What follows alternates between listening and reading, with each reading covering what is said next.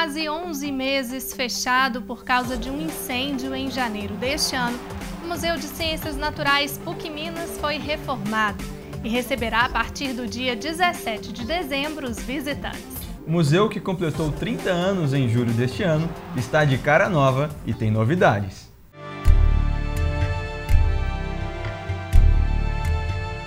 Fósseis de mamíferos, carapaças de tatu, réplicas de grandes dinossauros e da tradicional preguiça gigante.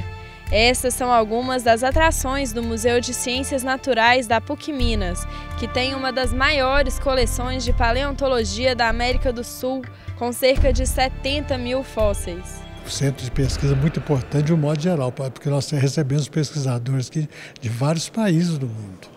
Nós temos peças aqui raríssimas, nós recebemos pesquisadores de outros museus, de outras universidades que vêm aqui fazer seus trabalhos científicos. O Museu da PUC, com simplicidade e humildade, tenta estar aberto a questões fundamentais e realmente a uma cultura que faça parte do acervo de um mineiro.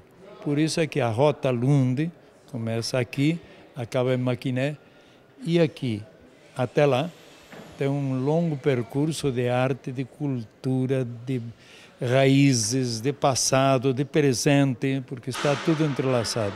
Em janeiro, um incêndio causado por um curto-circuito no sistema elétrico destruiu parte do acervo em exposição. Foram atingidas a caverna que simulava o ambiente das grutas exploradas pelo paleontólogo dinamarquês Peter Lund, a seção da vida no Cerrado e a era Pleistoceno. Teve que tirar a cópia, fazer as cópias que tinham todas derretido, remontar tudo, que é um trabalho de meses. Foi um trabalho muito intenso, continuado e muito dedicado. A preguiça era característica daqui, então já está em fase final de montagem e o material que serve de padrão para fazer-se cópia está tudo no Museu de Paleontologia, no Museu da Coleção de Paleontologia. Foram 11 meses se preparando para a reabertura do museu, que completa 30 anos este ano. Cerca de 150 pessoas trabalharam na recuperação das peças e na reforma.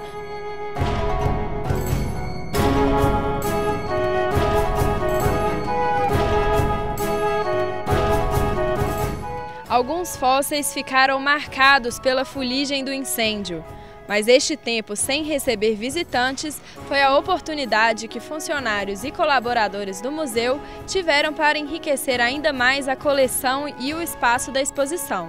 Vai encontrar as exposições melhores, vai encontrar um museu todo renovado, foi feita uma reforma ampla em toda a infraestrutura, em toda a parte da construção e as coleções melhoradas e ampliadas.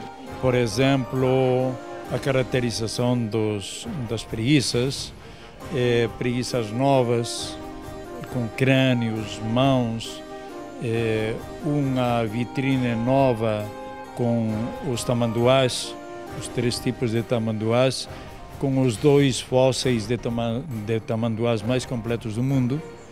Apesar do incêndio ter sido uma catástrofe, introduzimos muitas novidades e coisas melhores. A novidade mais esperada é o gorila Idi Amin.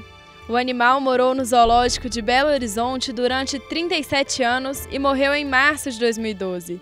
O corpo foi doado ao museu, que usou técnicas de última geração para possibilitar a exposição de Idi, como era carinhosamente conhecido pela população. É uma técnica bem mais complexa e automaticamente bem mais aperfeiçoada. O animal ele fica com um aspecto bem mais natural.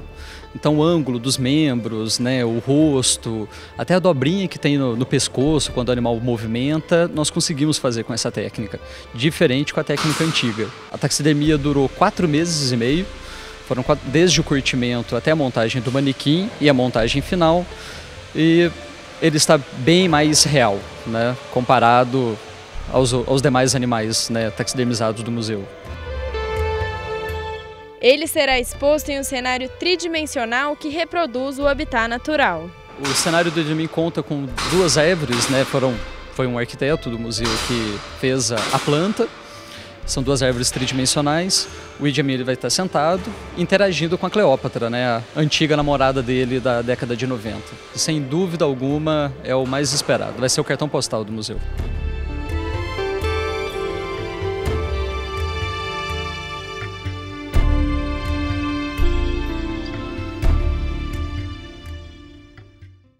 O novo museu recebe o público a partir do dia 17 de dezembro.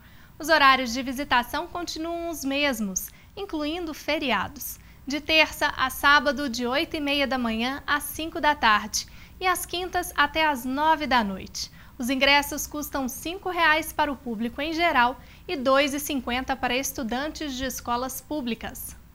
Publicado por especialistas, pesquisadores e estudantes neste ano, o diagnóstico da criança, do adolescente e do jovem em Belo Horizonte. A proposta da publicação é analisar características e propor medidas públicas que melhorem a qualidade de vida destes jovens. A partir dos dados publicados, é possível dar um norte para as políticas públicas e alcançar alguns avanços, não é, Jonas? É, Simone, foi isso que eu percebi nessa entrevista. Confira.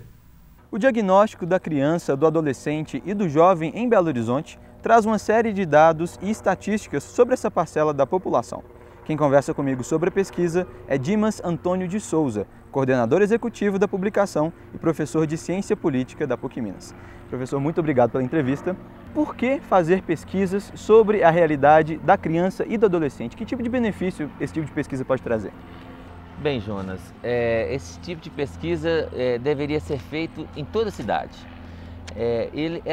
A pesquisa possibilita averiguar se o Estatuto da Criança e do Adolescente está sendo cumprido, a pesquisa possibilita averiguar se as políticas que estão em andamento, que existem, estão sendo eficientes, abrangentes, e também possibilita formulação, reformulação e formulação de novas políticas. Então é uma pesquisa muito importante que deveria ser executada em todo o município. Quais são as diversas situações vivenciadas por crianças e adolescentes na capital mineira? Bom, a verdade é que, você diz mesmo, né, certo? Diversas situações. A pesquisa abrange praticamente 750 mil pessoas, quase que isso, 750 mil pessoas. Então é maior o nosso público pesquisado do que muitas cidades, né, do interior do estado, né? Tem mais população infanto-juvenil de várias cidades do Brasil, né? Do que várias cidades do Brasil, só em Belo Horizonte. Bem, então há realidades das crianças, há problemas econômicos, né, de classe, há problema racial, há problema da deficiência, todas essas questões são abordadas no relatório. A primeira coisa que a gente observa é que a população está envelhecendo. Nós em breve teremos mais velhos do que jovens. Há uma tendência à diminuição dessa população infanto-juvenil. Outra coisa que a gente observou também é que nascem mais ou menos a mesma quantidade de homens e mulheres. Entretanto, quando chega a adolescência, a partir dos 12, 13, 14 anos, começa a diminuir o número de jovens masculinos, adolescentes do sexo masculino. Bom, a pesquisa é muito abrangente, no total foram 1.800 páginas. O livro é uma publicação concisa, um relatório resumido dessa publicação. Então temos informações que variam as condições de saúde, as condições de educação, a assistência social, o trabalho da assistência, envolve a cultura, o esporte, o lazer. A pesquisa traz informações gerais, expõe uma realidade dolorosa, triste, que ainda existe, embora tenhamos já anos de Estatuto da Criança e Adolescente, expõe uma realidade não muito boa. E era justamente sobre isso que eu gostaria de tratar com o senhor.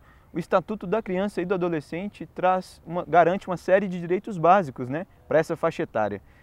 De acordo com os dados e estatísticas dessa pesquisa, o que vocês constataram? Esses direitos são realmente garantidos?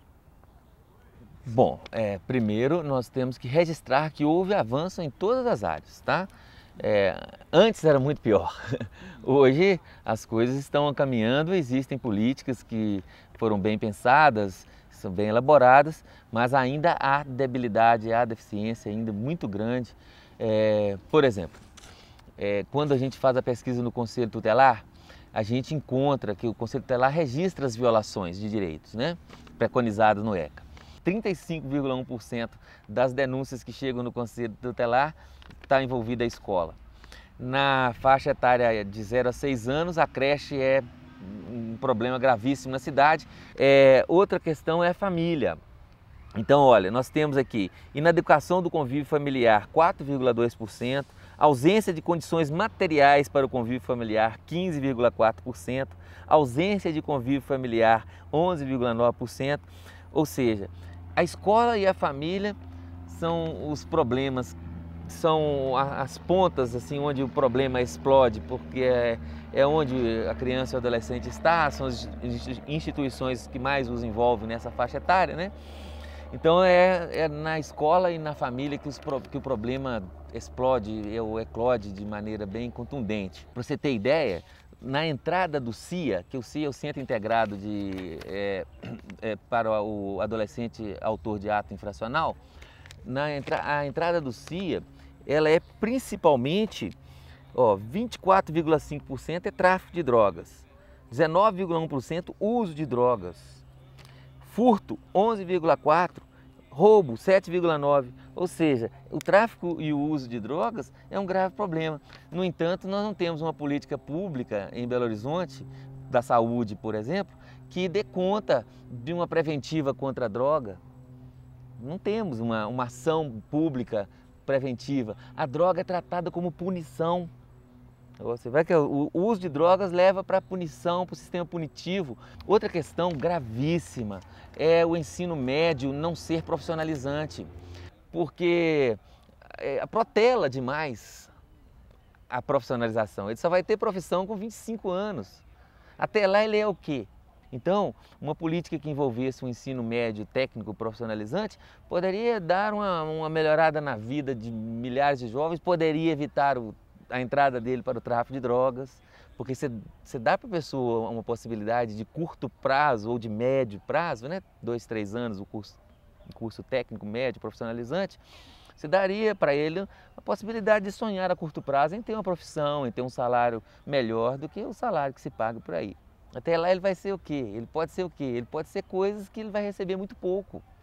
Agora depende do poder público avaliar o relatório, né? Pensar o relatório, pensar as políticas que estão efetivando-se aí a partir do relatório, mudar o que for preciso, aumentar a abrangência das políticas, que são muito pequenas, tá? A política de esporte, né, lazer, são políticas que abrangem muito poucas pessoas. A situação hoje é melhor que antes. Tá ok, professor. Tá? Mas tem coisa para fazer ainda. Tá ok, professor. Muito obrigado pela entrevista. Obrigado a você.